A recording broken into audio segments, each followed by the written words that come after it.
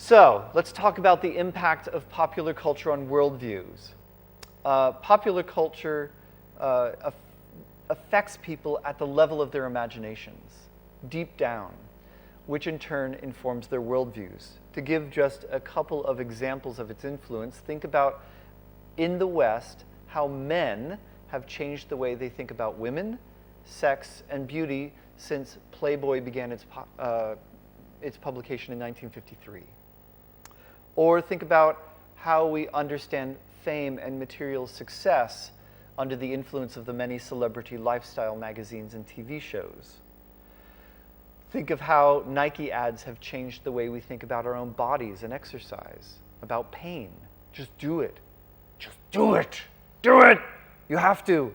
You must. Think about how Tolkien's books and the movies inspired by the books have shaped our understandings of heroism, sacrifice, and evil.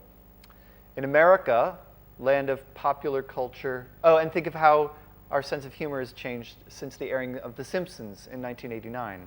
In America, land of popular culture par excellence, there is a generational divide between those who are too old to enjoy Star Wars when it first was released in 1977. For you youngsters, that would be Episode 4. And those who have grown up with it and have seen it 10 times or more. That is, those born in the 1960s and later. That's my generation.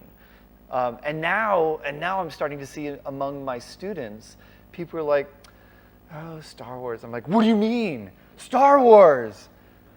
So Star Wars became, for many in my generation and later, a quasi-religion because for many, it crystallized the turn away from organized religion towards spirituality, however that is defined.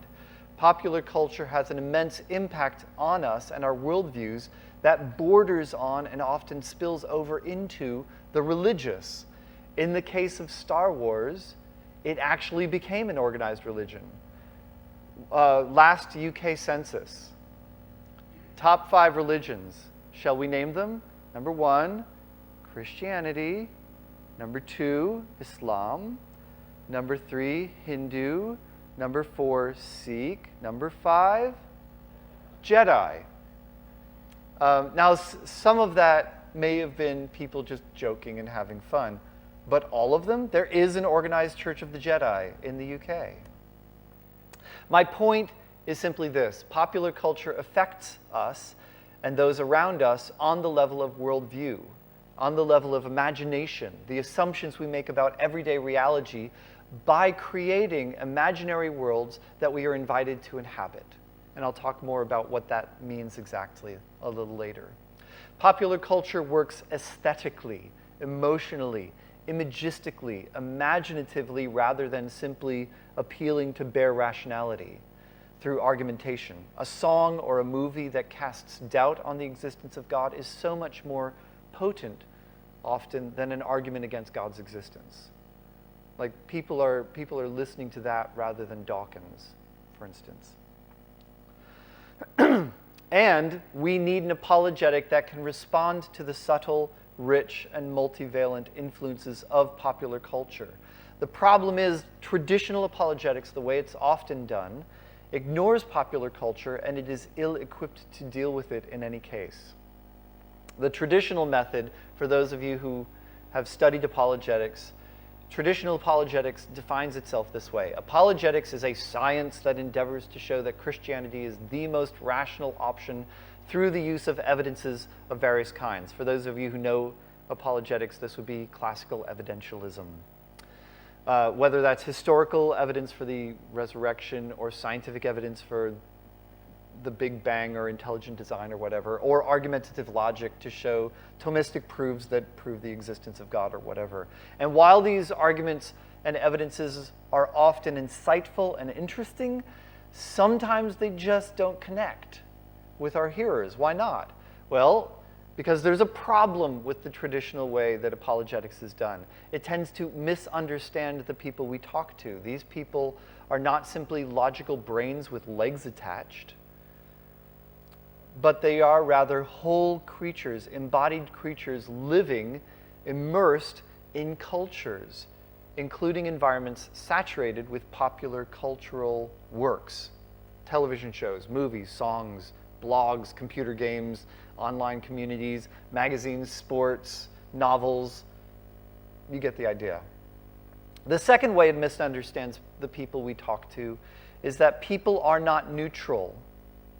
People are not neutral, rational, calculating machines. Rather, the people we want to connect with are also fallen and rebellious creatures for whom popular culture often serves as a way to suppress the knowledge of God and provide substitute gods. It isn't as if the people we talk to don't know God. According to Romans 1:18 through 25, unbelievers are fairly swimming in the knowledge of God, actively suppressing the knowledge of God within them and exchanging it for idols or idols. Get it? Get it? And popular culture plays a huge role in that suppression and substitution activity. And both of these aspects, cultural embeddedness and this rebellious suppression of God's revelation and substituting an idol for God, express themselves in worldview. So perhaps, I am suggesting, we need to rethink our strategy for engaging unbelief. Unbelief is not simply a form of irrationality. It's not simply about not handling the facts correctly. More significantly, unbelief at its core is a system of revelation suppression, squish it down, and God substitution, swapping out one God for another, also known in the Bible as idolatry. And that suppression and substitution dynamic needs to be engaged at a deeper level than simply arguing about facts and evidences. Rather, it needs to be engaged at the level of worldview interpretation. These idol-driven worldviews need to be engaged imaginatively, using arguments to be sure, and we will have arguments to talk about, but arguments that deal with the complex imaginative structures circulating in popular culture. Popular culture affects worldview, and we need a worldview apologetic that is equipped to deal with popular culture. Now, before I lay out such an apologetic, it is important to understand the nature of the influence of popular culture upon worldview. How does popular culture influence us? One group of conservative cultural critics sees popular culture's influence as an active force shaping passive minds. In other words, popular culture distracts us and lulls us into a stupor and manipulates us with us being unaware or maybe only dimly aware that anything has changed. This model of popular culture sees it as something like a whale, in this case a fin whale. How does a whale catch its food? Anybody? It just opens its big mouth and draws in all the small helpless little creatures like krill and plankton. So too, these critics would argue, we get sucked in by the huge, inescapable, pervasive influence of popular culture. We are changed just because popular culture is everywhere and its messages are repeated again and again and again. I call this way of understanding popular culture's influence the direct assault model. For those of you who might know some media theory, this is also known as the silver bullet approach, or the injection theory. It just kind of goes into our brains and changes us, and we are changed. It's not much of a theory, actually. That is, popular culture's influence boils down to a direct assault upon our passive minds by virtue of its superior force.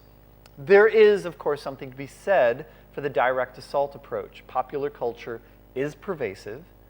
It is like an atmosphere that surrounds us. It is insistent, it is repetitious, and much of the time we don't make a conscious decision to be influenced, and we are influenced nonetheless. However, I have my doubts about the direct assault model, that it can explain the depth of the way popular culture influences us, because it never really deals with how popular culture is a meaningful form of communication. It never deals with the way that we not only get hit by the messages of popular culture, but we actively appropriate its messages. that we receive from popular culture into our worldviews. So, for example, teens, there was a study done about teens in the United States during the 1990s, and they found that teens in the 1990s were much less skeptical about the supernatural and unexplained phenomenon compared to teens of previous decades because of shows like X-Files and Buffy the Vampire Slayer. These teens took the message, the supernatural is real, and worked them into their belief systems, making them more open to the unexplained.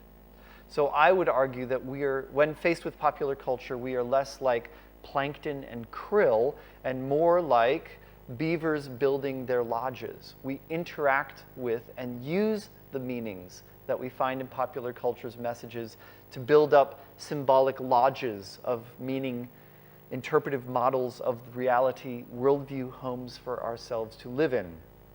Of course, the beaver metaphor isn't perfect either, for beavers don't tend to be manipulated by their building materials, whereas we do. My point is simply that our relationship to popular culture is rarely simple because it happens at the level of worldview.